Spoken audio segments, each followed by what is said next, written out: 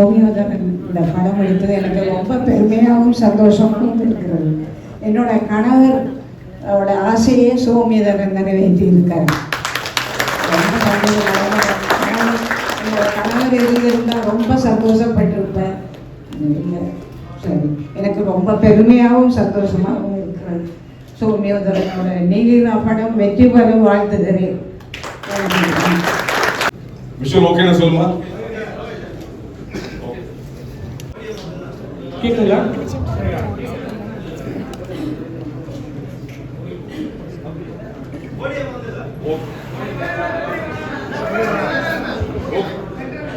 Okay okay silence silence silence. எல்லாருக்கும் வணக்கம். First of all இந்த ஃபங்க்ஷனுக்கு என்னை இன்வைட் பண்ணதுக்கு கார்த்திகேயன் சார் ரொம்ப நன்றி சார். இந்த ஃபங்க்ஷன் வந்து ரொம்ப சந்தோஷமாக இருக்குது. எக்ஸாக்டாக ஒரு வாரத்துக்கு முன்னாடி தான் இந்த படத்தோட ப்ரிவியூ பார்த்தேன். ஃபர்ஸ்ட் ஆஃப் ஆல் இந்த ப்ரிவியூக்கு போகும்போது எனக்கு சார் ஒரு வார் பேஸ்ட் மூவி, ஒரு ஆஃப் பீட் ஃபிலிமாக இருக்கணும். எனக்கு அந்த மாதிரி படங்கள் பிடிக்கும். பட் நான் அப்படி ஒரு எண்ணத்தில் தான் போய் பார்த்தேன். ஆனால் அப்படி இல்லை. ஒரு மெயின் ஸ்ட்ரீம் படத்துக்கான எல்லா விதமான எலிமெண்ட்ஸுமே உள்ளே இருந்தது. ஸ்டார்டிங்லேருந்து எண்டிங் வரைக்குமே நம்ம ஒரு சின்ன ஒரு பத்தி போடுவது அந்த படத்தை பார்க்குறதா இருந்தது. ரெண்டாவது, அந்த படம் பார்த்துட்டு இருக்கும்போது எனக்கு எப்பவுமே யூஸ்வலான படங்கள் பார்க்கும்போது நமக்கு வேறு சில எண்ணங்கள்லாம் வந்து போகும் இல்லையா. எனக்கு இந்த படத்தில் அந்த மாதிரி எதுவுமே நடக்கல. ஏன்னா எனக்கு அடுத்தடுத்த காட்சியில் அது எப்படி நகருது, அது அடுத்தடுத்து அவங்க என்ன பண்ண போகிறாங்க, முக்கியமாக அந்த வீட்டில் இருக்கிற அந்த கேரக்டர்ஸ்லாம் வந்து இந்த நைட்டு வரைக்கும் வந்து அந்த ஒரு நாள் நைட்டை வந்து அவங்க எப்படி தாண்டுவாங்க, இந்த எண்ணங்கள் தான் எனக்கு ஃபுல்லாக ஓடிட்டே இருந்தது. நான் படம் முடித்தது கூட இயக்குநர்கிட்ட சொல்லியிருந்தேன். ஒரு காட்சி, ஒரு சின்ன சூழல் இருக்கும். அந்த சூழலில் அந்த வீட்டு பெண்கள் வெளியே போக முடியாத மாதிரி ஒரு சூழல் இருக்கும். ஸோ அப்போ அந்த வீட்டில் இருந்த ஒரு எல்டர் லேடி வந்து உடனடியாக வீட்டில் ஒரு டாய்லெட் ரெடி பண்ணுவாங்க. எனக்கு அந்த காட்சி பார்க்கும்போது உண்மையாக ஒரு மாதிரி பயங்கர பெயின் ஆகிடுச்சு எனக்கு. அது நான் அவட்ட கேட்டேன், இது அந்த லேடி அதை பண்ணும்போது எப்படி இருக்கும்னா, இது அவங்க ஃபஸ்ட் டைம் பண்ணலை, இது அவங்களுக்கு ரொம்ப ப்ரிப்பேர்டாக இருக்காங்க இது எல்லாத்துக்கும் அப்படின்னு. அது எப்படி இருந்துச்சுன்னா, ஒரு போர் சூழலில் ஒருத்தர் மரணிக்கிறத விட அந்த போர் சூழலுக்கு அடாப்ட் ஆகி வாழ்றது எவ்வளோ கொடுமைன்னு அந்த ஒரு காட்சி நமக்கு ரொம்ப அழகாகவே பதிவு வச்சுது. ரெண்டு, சினிமாட்டோகிராஃபி ரொம்ப உண்மைக்கு நெருக்கமான ஒரு சினிமாட்டோகிராஃபியாக இருக்குது இந்த படம் பார்க்கும்போது எனக்கு. லெஜண்ட்ஸ் ஆக்சுவலி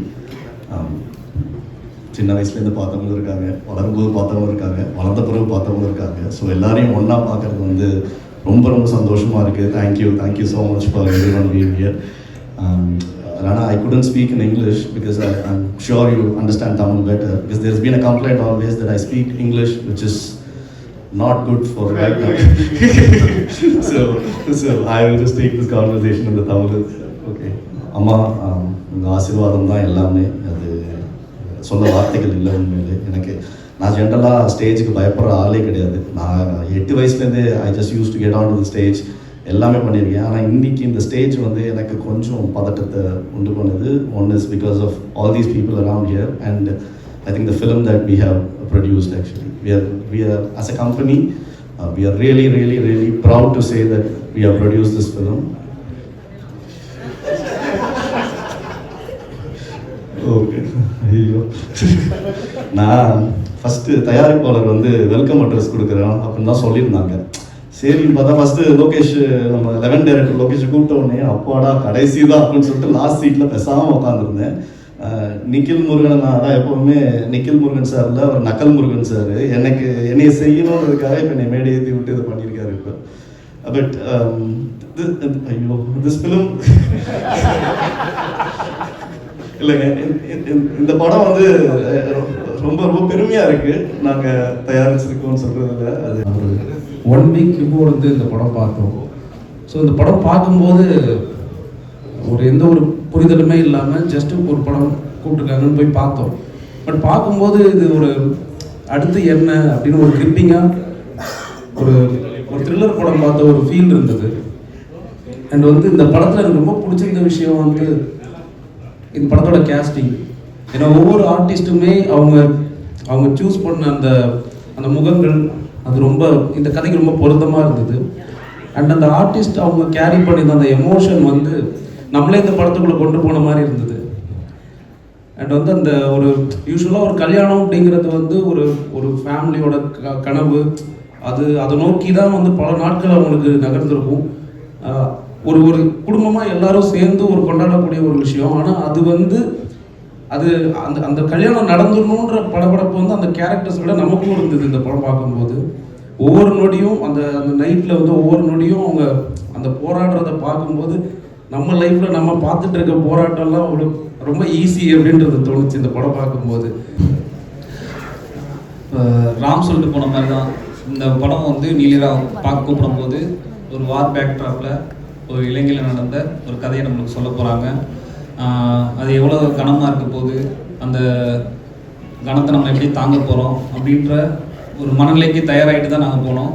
ஆனால் எங்களுக்கு ஒரு த்ரில்லர் சப்ஜெக்ட் பார்த்த மாதிரி தான் ஒரு ஃபீலாக இருந்துச்சு. படம் அவ்வளோ எங்கேஜிங்காக அவ்வளோ கிரிப்பாக ஒரு அடுத்தென்னன்றதை எனக்கு கொண்டு போச்சு. நான் இந்த படத்தில் நடித்தவங்களாம் வந்து எனக்கு சூஸ் பண்ணேன்னு டேரக்டர் சார் சொன்னார். கன்னடலேருந்து ஒருத்தவங்க, அதோட இன்னொரு ஒரு ஒரு வயசானவர் நடித்தார், அவருக்கு ஒரு கதை சொன்னார். எல்லாரையும் அவர் பிக் பண்ணி இந்த படத்தில் கேஸ்டிங்கை கொண்டு வந்த கதையே அதுவே ஒரு பெரிய ஒரு படமாக இருந்துச்சு. அவளோட மெனக்கடல் வந்து இந்த படத்தில் அவ்வளோ தெரியுது. சுசோமிதரனுக்கு இந்த மாதிரியான கதைகளை சொல்லணும் அப்படின்றது. ஏன்னா எப்பவுமே நம்மளுக்கு ஒன்று நிகழாததை, நம்ம அனுபவிக்காததை, நம்ம பார்க்காததை நம்ம ஏற்றுக்கிறது இல்லை அதை நிராகரிக்கிறது ஈஸியாக நடந்துடும். இந்த படம் அப்படி இல்லை. சமீபமாகவே வந்து எல்லாரும் வேறு வேறு டாபிக் பேசிட்டு இருக்கும்போது இப்போ தான் இந்த சமூகம் வாரை பற்றி பேச ஆரம்பிச்சிருக்கு, போரோட பாதிப்பை உணர ஆரம்பிச்சிருக்கு. இந்த தருணத்தில் இந்த படம் இங்கே வர்றது வந்து இன்னுமே இந்த படத்தில் மனிதர்கள் அனுபவிக்கிற வேண்டிய அந்த ஒரு நாள் இரவை வந்து எல்லாரும் மீள முடியாமல் கடந்து வர்றதுக்கு இன்னும் சப்போர்ட் பண்ணணும்னு நான் நம்புகிறேன். டைரக்டர்ஸ் குரூப் ஒன்று இருக்குது. அதில் கார்த்திக் வந்து ஒரு மெசேஜ் வச்சுருந்தாரு. இந்த மாதிரி நீலிரான்னு ஒரு படம் பண்ணுறோம், நீங்கள் வந்தீங்கன்னா ஐ பி ஹாப்பி அப்படின்னு போட்டிருந்தாரு.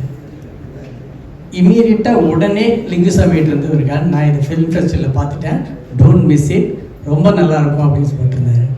லிங்குசாமி எப்படிப்பட்ட ஆள் அப்படின்னா, பாகுபலி பார்த்தாருன்னா உடனே போய் பாருங்க அப்படின்னு சொல்கிறாரு. கொட்டுக்காளி பார்த்தாருன்னா உடனே போய் பாருங்கன்னு சொல்கிறார். எல்லா விதமான படங்களும் அவருக்கு பிடிக்கும். ஆனால் அவரை என்டர்டெயின் பண்ணுவார். ஸோ நீலிரா கண்டிப்பாக என்டர்டெயின்மெண்ட் ஃபில்ம்னு தெரிஞ்சிருச்சு எனக்கு. ஸோ எனக்கு அந்த டைட்டில் கொஞ்சம் கன்ஃபியூஸ் பண்ணாலுமே ஓகே, நம்ம லிங்கு சொல்லிட்டாரு, ஓகே தைரியமாக போயிடலாம் இதுக்கு அப்படின்னு சொல்லிட்டு வந்தேன். நிஜமாகவே நான் இப்படி ஸ்டார்ட் பண்ணுறேன். ஒரு ஈழத்து பிரச்சனையை, ஈழ மக்களுடைய வாழ்வை நான் பார்க்க போகிறேன் அப்படிங்கும்போது அதை அப்படியே கண் முன்னாடி கொண்டு வந்த art department, art director, cameraman, editor, இவங்க 2 பேர்த்துக்கும் முதல்ல தேங்க்ஸ் சொல்கிறேங்க. அந்த கலர் கிரேடிங்லையா இல்லை லைட்டிங்லையா எனக்கு தெரியல, புதுசாக நான் வந்து ஒரு போர் சூழலில் ஒரு வீட்டுக்குள்ளே ஈழத்தில் ஏதோ ஒரு இடத்துல இருக்கிற அப்படிங்கிற ஃபீலை கொடுத்த கேமராமேனுக்கு ரொம்ப ரொம்ப நன்றிங்க. யாருக்கு ஆனால் அதை மீறி சொல்கிறது படம் ரொம்ப ரொம்ப கஷ்டம்.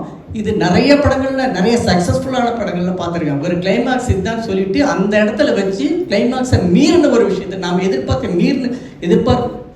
எதிர்பார்த்ததை விட மீறின ஒரு விஷயத்த சொல்லுவாங்க. அந்த சக்ஸஸ்ஃபுல்லான ஒரு எலிமெண்ட் இந்த படத்துலேயும் இருக்குது. சோமிதரன் இதை ப்ரொடியூஸ் பண்ண கார்த்திக் சுப்ராஜ், ராம் சார், இவங்க எல்லாரும் தைரியமாக இருங்க, ஒரு சக்ஸஸ்ஃபுல்லான படம் கொடுத்துருக்கீங்க. ஆக்சுவலி நான் ஒரு ஃபில்ம் ஆக்டர் இல்லை, I am practitioner of a traditional theatre form, அப்புறம் dancer. Actually I'm just I don't know, like when I saw the trailer, it's like it was like overwhelming for me, and I just want to like very quickly say that if that's the only film, it's not my only film, it's my first film actually. And Somi said avanga kandu pidichadu epdina, it seems I looked or reminded him of his mother. So I'm really grateful that I reminded you of your mother, and I'm so proud to be a part of this film. And the only other film that I've ever been in is Karthik sir's Jigar Thanda. And if those two are the only films that I will do, I'm so happy that I did it with both of you and with Stone Bench. and so lovely to be a part of such a wonderful gathering. And of course, Naveen sir, I mean, it's such a pleasure that we got to work on 2 films together. He's such a kind and beautiful person, and all my wonderful co-actors. I'm so proud, and we became literally like family. எல்லாரும் வீடை பற்றி சொல்லுவாங்க. Actually இந்த ஃபில்மோட ப்ராசஸை பற்றி கொஞ்சம் சொல்லணும்னா, ஷூட்டுக்கு முன்னாடியே ஒர்க் ஷாப் வச்சார் சோமி. அவர் ரொம்ப நல்ல ஸ்டோரி டெல்லர், அழகாக கதையை சொல்லுவாங்க, நிறைய கதையை சொல்லுவாங்க.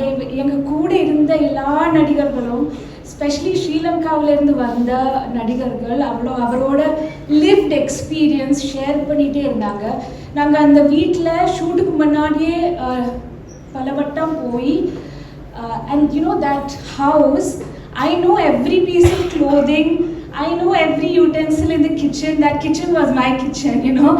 So, and all the actors were like family, and I'm really proud to be a part of this film.